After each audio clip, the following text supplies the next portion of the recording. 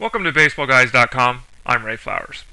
Well, as I sit here on Tuesday morning, my power's down. So I'm going to have to do a little bit of this off memory, a little bit of this off notes, but I think I got a pretty good handle on some of the players who recently have avoided arbitration by agreeing to one-year deals with their teams. I'm going to run through the list of players that have signed these one-year deals, hopefully give you a little bit of information and insight into each guy.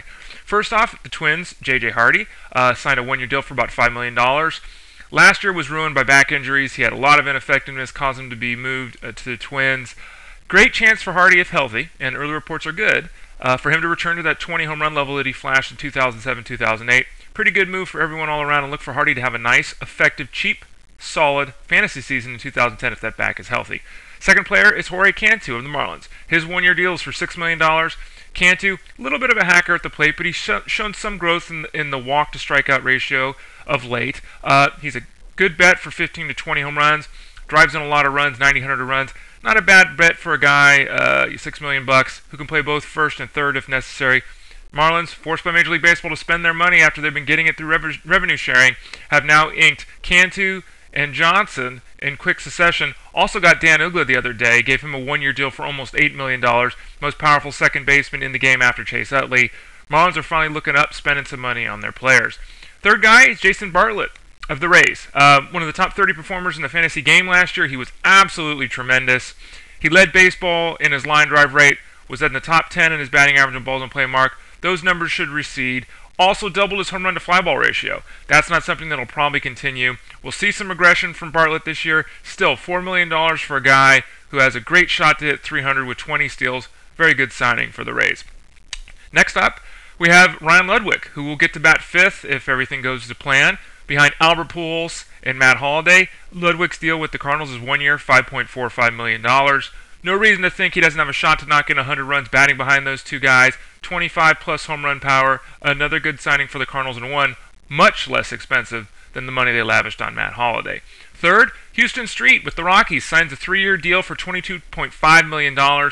No debate whatsoever. Street is one of the top 10 closers in baseball when it's healthy. The question is that health. Watching him play very closely here when he played in the Bay Area for the A's, have a lot of question marks about his pitching mechanics. He often stresses his groin because of a long stride he takes. He also pushes the ball somewhat, which I think will eventually lead to shoulder issues. We'll have to wait and see if he can make it through these 3 years without being injured, but when healthy and on the field, there are a few better at closing out games than Huston Street. Josh Hamilton is the next player I'm going to discuss. He re-ups with the Rangers, $3.25 million, plus potential $100,000 bonuses for things like the MVP, World Series MVP, etc. You know, $3.25 million for a player that hit 34 home runs with 130 RBIs 2 years ago sounds like a great bargain. But last year we had injury issues. There were the setbacks off the field with his issues with alcoholism. So, you know, it's a fair signing.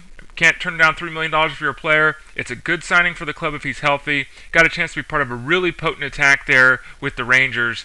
Everything works out well, and to get another 30 and 100 for him, Rangers can be very happy they signed Hamilton to that 1 year, $3.25 million deal. Next off, the Brewers signed two guys. Rickie Weeks at second and Carlos Gomez in the outfield. Gomez will probably bat leadoff at this point. Weeks will probably hit second or a little bit further down in the order depending on things work out. The issue with Gomez is, can he put the ball in play? Takes a huge hack, had 140 strikeouts. For a guy that doesn't have a lot of power, that's not the way he's going to be successful. Hit the ball on the ground, Gomez. Run like the wind. You are one fast SOB. Do what you do best. Put the ball in play. Steal some bases, and play some great defense. He could be a really great fantasy find in 2010, so keep an eye on him as your draft approaches. And Rickie Weeks, we saw it last year, yet again, extremely productive when healthy, but injured yet again. Weeks has injuries the last couple seasons in both of his wrists, basically tore the area in both wrists in the exact same spot. A lot of questions now about whether or not his body can physically handle the massive bat speed that he has at the dish if he can stay healthy, and it's a huge if. He hasn't been able to do it through his career. He could hit 20 home runs, steal you 20 bases, score 100 runs. He could be a dynamic option if he can stay on the field. Couple of quick signings of note here as well. Roger Davis with the A's, 1 year, a little over $1.25 million. Had a tremendous second half. He played like Ty Cobb. Don't look for that to reoccur this year. He'll be a nice, guy to turn to late in fantasy drafts. Could probably steal 30 bases if only played half the time.